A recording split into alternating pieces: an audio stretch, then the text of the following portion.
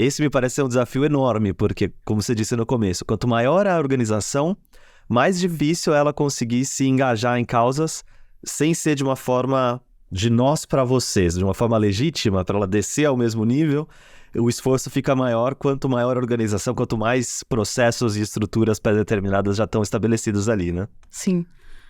Mas, ao mesmo tempo, a gente parte do princípio que guia tudo que a gente faz no TFM, que é qualquer um pode aprender qualquer coisa, sabe? As organizações podem amadurecer, tanto as organizações de base comunitária quanto as grandes corporações, né? Existe uma forma de qualquer ator social dar a sua contribuição para um mundo melhor, desde que a gente consiga empregar tecnologias sociais para poder fazer essa conversa acontecer.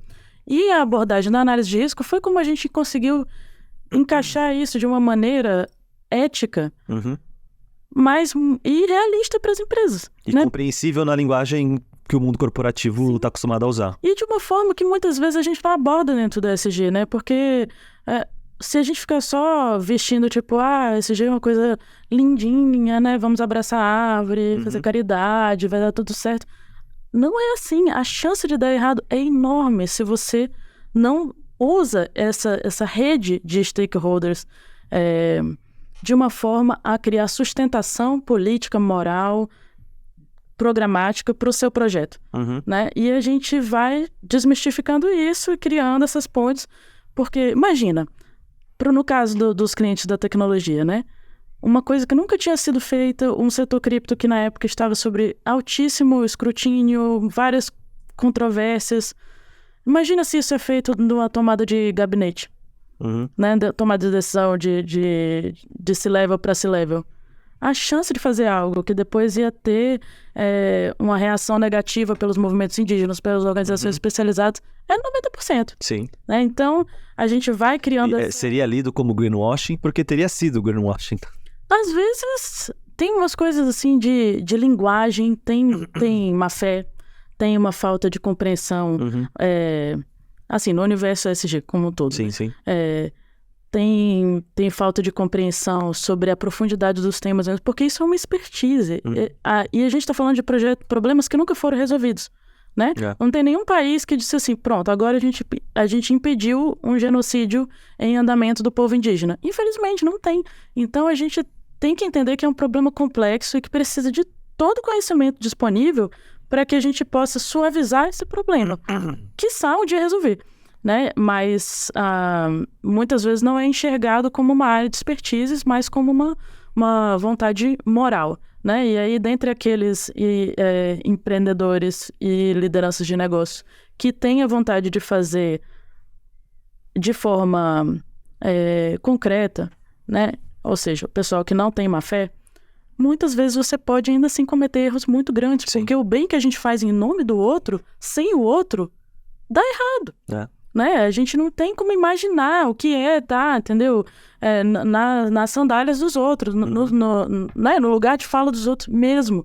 Então, por isso que a colaboração é a forma mais eficiente, porque no final das contas, as pessoas que depois poderiam trucidar o seu projeto, trucidar a sua empresa... Não estão aliadas.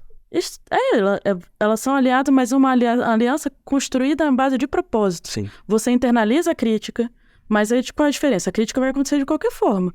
Só que você pode ter isso dentro de uma reunião de inteligência, na qual você usa para melhorar o seu projeto, ou você pode ter isso na capa do jornal, no Exposed, na mídia social, no Twitter. Sem chance de estabelecer uma conversa produtiva, muitas vezes, né? Sim. Quando vai para esse outro caminho Porque aí já vira...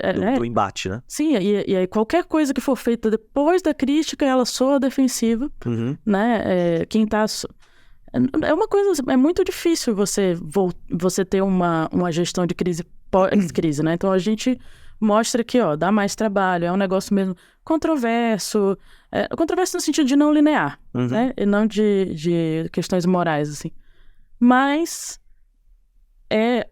nesse caso, assim, a precaução, ela compensa muito. Sim. E, no final das contas, ela realmente dá inovação, porque eu quero que os gestores avaliem o risco, entendam o risco, para entender isso como uma pauta séria e complexa, E depois, durante o processo, a gente se apaixona, a gente, entendeu, faz novos amigos, estabelece relações com comunidades que tem tanto para oferecer e que a gente muitas vezes não tem acesso no dia a dia corporativo, né? Inspira os trabalhadores da empresa, mitiga os impactos socioambientais negativos e isso vai dando gás. Mas quando aprende a aprender, né? Sim, quando aprende a aprender, porque é isso. Tanto qualquer população no mundo tem a capacidade de aprender tecnologias ocidentais, quanto qualquer corporação no mundo tenha a possibilidade de aprender as tecnologias sociais do diálogo, da ética, né, do fair game, sabe? E pra gente isso é decolonialidade na prática. Dizer, ó, não precisamos estar em mundos completamente apartados, a gente pode estar junto fazendo coisas. E falando em pé de igualdade. Sim.